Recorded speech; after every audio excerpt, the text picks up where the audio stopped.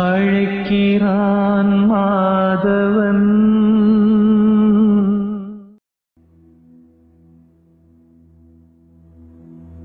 நான் திருவாரூர்லேருந்து விமலா பேசுகிறேன் சார். நான் பிரம்ம முகூர்த்தம் கிளாஸ் 10th பேட்ச் அட்டன் பண்ணேன். அதுலேருந்து நான் ரொம்ப பீஸ்ஃபுல்லாக இருக்கேன் சார். ரொம்ப நிம்மதியாகவும் இருக்கேன். பிரம்ம முகூர்த்தம் கிளாஸ் அட்டன் பண்ணுறதுக்கு முன்னாடி நான் யூடியூப்ல உங்கள் வீடியோ பார்த்துருக்கேன் சார். அதில் எல்லாமே புரியும், ஆனால் ரியல் லைஃப்பில் என்னால் அப்ளை பண்ண முடியல சார். அப்புறம் நான் கிளாஸ் அட்டன் பண்ணதுக்கு அப்புறம் தான் சார் என்னால் அப்ளை பண்ண முடிஞ்சது. இதுக்கு முன்னாடி நான் ஸ்ட்ரெஸ்ஸில் இருந்தேன், ரொம்ப நாளாக ஸ்ட்ரெஸ்ஸில் இருந்தேன்.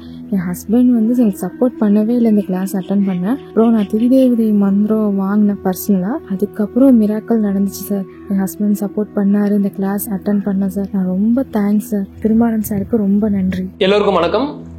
இன்றைய வீடியோ பதிவில் எந்த விஷயத்தை பற்றி நம்ம பேச போகிறோம் அப்படின்னா, நம்ம எல்லோருக்குமே ஒரு கொடிய நோய் ஒன்று எப்பயுமே இருந்துக்கிட்டே தான் இருக்குது. அது பிறந்ததுல இருந்து நம்மளோட காலம் முடிகிற வரைக்கும் அந்த நோய் என்பது இருந்துகிட்டே தான் இருக்குது. ஆனால் அந்த நோயை ட்ரீட் பண்ணணும் அப்படின்னு சொல்லி யாருமே நம்ம கவனிக்கிறது இல்லை, அதை ஒரு நோயாவே பார்க்கறது இல்லை. ஆனா அது எவ்வளவு பெரிய ஒரு நோய் அப்படின்னா, நீங்க எந்த ஒரு விஷயம்லாம் பெருசா பாக்குறீங்களோ அந்த விஷயத்தை விடலாம் அது ரொம்ப பெரியது, ரொம்ப கொடியது. அது கொஞ்சம் கொஞ்சமா உங்களை அழிச்சுக்கிட்டே இருக்கு, ஆனா அதை நம்ம கவனிக்கிறது இல்லை. அந்த நோயோட பேர் கோபம் அப்படின்றது தான். இந்த கோபம் ஒரு மனிதனை எந்த அளவுக்கு எடுத்துட்டு போகும் அப்படின்னா, அவனை ரொம்ப கீழ்நிலைக்கு கொண்டு போயிடும், ரொம்ப கீழ்நிலைக்கு கொண்டு போயிடும். அவன் எந்தெந்த விஷயத்தெல்லாம் அனுபவிக்கணும்னு நினைக்கிறானோ, எந்தெந்த ஒரு விஷயம்லாம் வேணும்னு நினைக்கிறானோ, அந்த ஒரு விஷயம்லாம் அவன் அனுபவிக்காமே போறதுக்கும் அவனுக்கு ஒரு பிரச்சனையோடு இருக்கிறதுக்கும் காரணம் அவன் கோபப்பட்டதுனால மட்டும் வந்த ஒரு விளைவாகவும் இருக்கும். இப்போ ஒரு எக்ஸாம்பிள் சொல்லணும்னா, நீங்க நல்லா கவனிச்சு பாருங்க. உங்களோட லைஃப்ல பல விஷயங்கள் நீங்க எதனால இழந்திருப்பீங்க அப்படின்னா, கோபத்தினால இழந்திருப்பீங்க. பொறுமை இருந்திருக்காது, ஒரு கோபம் வந்திருக்கும் அந்த இடத்துல. உடனே இப்போ ஒன்னும் இல்லை, போறீங்க ஒரு கடையில ஏதோ ஒரு விஷயம் கேட்குறீங்க, அது கொடுங்கண்ணா அப்படின்னு கேட்குறீங்க. அவர் ஏதோ வேற ஒரு வேலையை பார்த்துட்டு ஃப்ரிட்ஜில் ஏதோ சில இது எடுத்து அடிக்கிட்டு வரலாம் அப்படின்னு சொல்லி வந்திருப்பாரு. அதுக்குள்ளே உங்களுக்கு ஒரு கோபம் வந்துடும். என்ன நான் வந்து நிற்கிறேன், அதுக்குள்ள கூட உங்களுக்கு தர தெரியாதா, இவ்வளவு நேரம் நான் பேசிட்டு இருக்கேன், இவ்வளவு நேரம் கேட்டுட்டு இருக்கேன் அப்படின்னு சொல்லி எனக்கு தேவையே இல்லை அப்படின்னு சொல்லிட்டு போயிருப்பீங்க. அந்த ஒரு பொருள் வேற உங்களுக்கு எங்கேயுமே கிடைச்சிருக்காது, தேடி தேடி ரொம்ப நேரம் அடைப்பீங்க. அப்ப அந்த ஒரு இடத்துல எதை இழந்துட்டீங்க அப்படின்னா, அந்த கோபம் வந்ததுனால பொறுமை இழந்துட்டீங்க. அந்த பொறுமை இழந்ததுனால இந்த இடத்துல கிடைக்க வேண்டிய ஒரு விஷயம் அதுக்கப்புறம் உங்களுக்கு கிடைக்காமே போயிருக்கும். இது ஒரு சின்ன எக்ஸாம்பிள், ஒரு கடையோட ஒரு விஷயத்த எக்ஸாம்பிளா சொல்றேன். இது உங்களோட லைஃப்ல நீங்க ஒரு இடத்துலயும் எந்த மாதிரியான விஷயங்களை நீங்க ஃபேஸ் பண்ணீங்க, என்ன அனுபவிச்சீங்கன்னு சொல்லி யோசிச்சு பாருங்க. பல பேருக்கு, எல்லோருக்குமே கூட வச்சுப்போம், எல்லோருமே ஏதோ ஒரு விஷயத்த அந்த கோபத்தினால இழந்திருப்போம். ஒரு கோபம் வந்ததுனால மொபைல் போனை தூக்கி போட்டு உடைச்சிருப்போம். கோபம் வந்ததுனால டிவியை உடைச்சிருப்போம். அந்த டிவியை உடைச்சதுனால ஒரு 38,000 40,000 செலவு இருந்திருக்கும். திரும்ப ஒரு மொபைல் போன் வாங்குறதுக்கு திரும்ப செலவாயிருக்கும். கோபத்தினால எந்தெந்த விஷயத்தெல்லாம் இழந்திருப்பீங்கன்னா, இந்த மாதிரியான விஷயங்கள் இழக்கிறது மட்டும் இல்லாம உங்களோட குடும்பத்தையும் சேர்ந்து இழந்திருப்பீங்க. இப்போ ஏதோ ஒரு கோபத்தினால வரக்கூடிய வார்த்தைகள், இப்போ ஒரு கோபம், அந்த கோபத்தினால வரக்கூடிய வார்த்தைகள், அந்த கோபத்தினால் வந்த வார்த்தைகள்னால பல பிரச்சனைகள் உண்டாயிருக்கும். அவங்க கூட சரியான இணக்கம் ஏற்பட்டிருக்காது. அதுக்கப்புறம் அவங்க கூட போய் சேரவே முடியாது. ஏன்? அந்த மாதிரியான வார்த்தையை பயன்படுத்திட்டீங்க. அந்த கோபத்தினால பொறுமை இழந்துட்டீங்க. அந்த கோபத்தினால பொறுமை இழந்ததுனால வார்த்தை வந்துருச்சு. அந்த வார்த்தையை திரும்ப எடுக்க முடியுமா, மீண்டும் அவங்ககிட்ட இருந்து பெற முடியுமானா பெற முடியாது. அது உடஞ்சா உடஞ்சது தான். அப்ப அதனாலதான் கோபத்தை அவ்வளவு அழகாக கையாளணும், அவ்வளவு பொறுமையாக கையாளணும்னு சொல்லி சொல்றாங்க. கோபத்தை கையாள்வது எப்படின்னு கத்துக்குங்க அப்படின்னு சொல்லி சொல்றாங்க. இப்போ நீங்க நல்லா கவனிச்சீங்கன்னா, உங்களுக்கு வரக்கூடிய பிரச்சனையும், நீங்க சுத்தி ஃபேஸ் பண்ணக்கூடிய அனைத்து பிரச்சனையும் இந்த கோபத்தினால வந்த சில விஷயங்களாக மட்டும்தான் அதிகமாக இருக்கும். நீங்க யோசிச்சு பாருங்க. நீங்க கொஞ்சம் திரும்பி பார்த்தீங்கன்னா உங்களுக்கு அந்த பல விஷயங்கள் புரியும். இதனாலதான் என்ன சொல்லுவாங்கன்னா, சினம் என்னும் சேர்ந்தாரை கொல்லி அப்படின்னு சொல்லி சொல்லுவாங்க. என்ன? அந்த சினம், நீங்க இப்ப படக்கூடிய சினம் உங்களை அழிக்கிறது மட்டும் இல்லாம உங்களுக்கு யாரெல்லாம் உதவியாக இருக்காங்களோ அவங்கள அந்த ஒரு விஷயம் பண்ண விடாது. இப்போ ஒரு எக்ஸாம்பிள் சொல்லணும்னா, நீங்க இப்போ ஒரு தங்கியிருக்கிறீங்க, வீட்டுல தங்கியிருக்கீங்க, நீங்க அந்த வீட்டுக்குள்ள இருக்கிறீங்க. இப்போ உங்களை நீங்க எரிச்சுக்கிறது மட்டும் இல்லாம உங்களை இவ்வளவு நாள் பாதுகாத்துட்டு இருக்கக்கூடிய அந்த வீட்டை எரிச்சிடுறீங்க. இப்போ ஒரு வண்டியில போறீங்க, வண்டி இவ்வளவு நாளா உங்களை சேஃபா கூட்டிட்டு போயிட்டு வந்துட்டு இருக்கு, நல்ல உதவிகரமாக இருக்குது. அந்த உதவிகரமாக இருக்கக்கூடிய வண்டியையும் எரிச்சிட்டு உங்களையும் எரிச்சுக்கிறதுக்கு சமம். அப்போ உங்க கூட எது எதுலாம் உதவியாக இருக்குதோ அந்த சினம் அவங்களை எல்லாரையும் அழிக்கும், உங்களுக்கு உதவி பண்ண விடாது.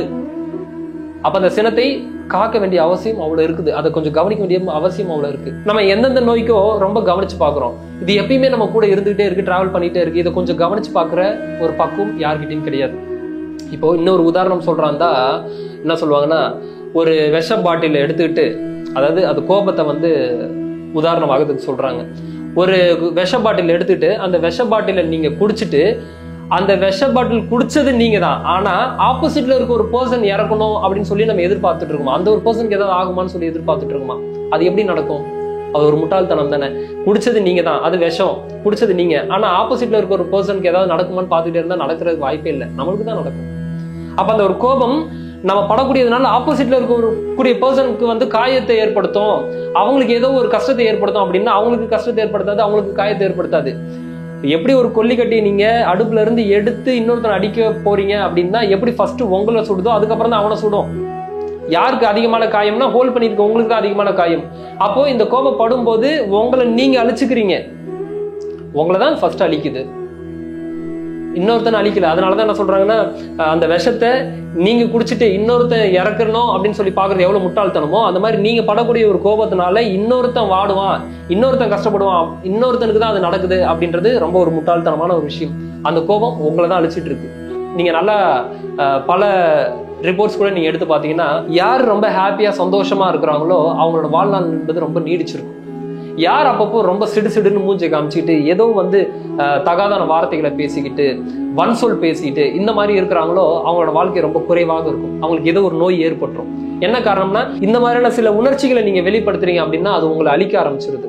இப்ப சந்தோஷமாக மற்றவங்ககிட்ட அன்பான வார்த்தைகளை நீங்க பேசும்போது அது உங்களை வளர்க்க ஆரம்பிக்குது, அது உங்களோட குவாலிட்டியை ரொம்ப பெருக்க ஆரம்பிக்குது, அதே மாதிரி உங்களோட உடல் ஆரோக்கியத்தை மேம்படுத்த ஆரம்பிக்கும். அப்போ கோபத்தை கையாள்வது எப்படி அப்படின்றத சில விஷயங்களை கவனிச்சு, கோபம் நான் பட்டுட்டு இருக்கேன் அப்படின்றத கவனிச்சு நீங்க இதுக்கப்புறம் செயல்முறைப்படுத்தினீங்கன்னா, ஒரு செயலையும் கவனத்துடன் செயல்முறைப்படுத்தினீங்கன்னா வாழ்க்கை மிக சிறப்பாக மாறும். ரொம்ப பீஸ்ஃபுல்லா ஃபீல் பண்ண ஆரம்பிப்பீங்க, ரொம்ப ஹாப்பியா இருக்க ஆரம்பிப்பீங்க. வாழ்க்கை ஏதோ டோட்டலா மாறின மாதிரி ஒரு ஃபீல் இருக்கும். ஏன் இந்த 7 நாள் வகுப்புல எல்லாருமே அவ்வளோ ஒரு எக்ஸ்பீரியன்ஸ் பண்றாங்க பிரம்ம முகூர்த்தம் கிளாஸ்ல அப்படின்னா இந்த ஒரு விஷயம் தான். நான் ரொம்ப அடிப்படையாக கொடுக்கக்கூடியது எதுன்னா, இந்த கோபத்தை கவனிங்க அப்படின்னு சொல்லி சில டிப்ஸ் எல்லாம் சொல்லி தருவேன். இப்படி இதை கவனிக்கணும், இதை பண்ணிட்டு வாங்க அப்படின்னு சொல்லி டாஸ்க் கொடுத்து அனுப்பும் அந்த கோபத்துக்கு. அப்ப அந்த கோபத்தை அவங்க கவனிச்சு அதை கையாளுறது எப்படின்னு கத்துக்கிட்டதுக்கு அப்புறம், பா என்னங்க 2 நாள்ல இப்படி இருக்கு, என்னங்க 3 நாள்ல இப்படி ஃபீல் பண்றேன், நான் ஏதோ 7 நாள் சும்மா ஏதோ வந்து ஜாயின் பண்ணலாம் தாங்க பண்ணேன், ஆனா இந்த 2 நாள்லயும் என் லைஃப் டோட்டலா மாறின மாதிரி இருக்குன்னு சொல்லி பல பேர் ஃபீட்பேக் கொடுக்கறதுக்கான காரணமே இது நான் மேம்படுத்தல, அவங்க மேம்படுத்திக்கிட்டாங்க. அவங்க மேம்படுத்துறதுக்கு ஒரு புள்ளி ஒண்ணு, ஒரு கோடு ஒண்ணு கிழிச்சு கொடுத்துருக்கேன், அவ்வளவுதான். அப்ப யார் பண்ணணும்? அவங்க தான் அதை பண்ணணும், நீங்க தான் உங்களை மேம்படுத்திக்கணும். அப்ப இந்த கோபத்தை ரொம்ப ஒரு கொடிய நோய் அப்படின்னு தெரியும் போது, இது தெரிஞ்சதுனால இதை கொஞ்சம் கவனமா கையாளுறது ரொம்ப அவசியம். அதனால இப்படி கையாண்டு உங்களுக்கு எந்த மாதிரியான விஷயங்கள் மாறி இருக்கு, உங்களோட லைஃப்ல என்னென்ன மாதிரியான விஷயங்களை நீங்க எக்ஸ்பீரியன்ஸ் பண்ணிருக்கீங்க அப்படின்றத கமெண்ட் செக்ஷன்ல கமெண்ட் பண்ணுங்க.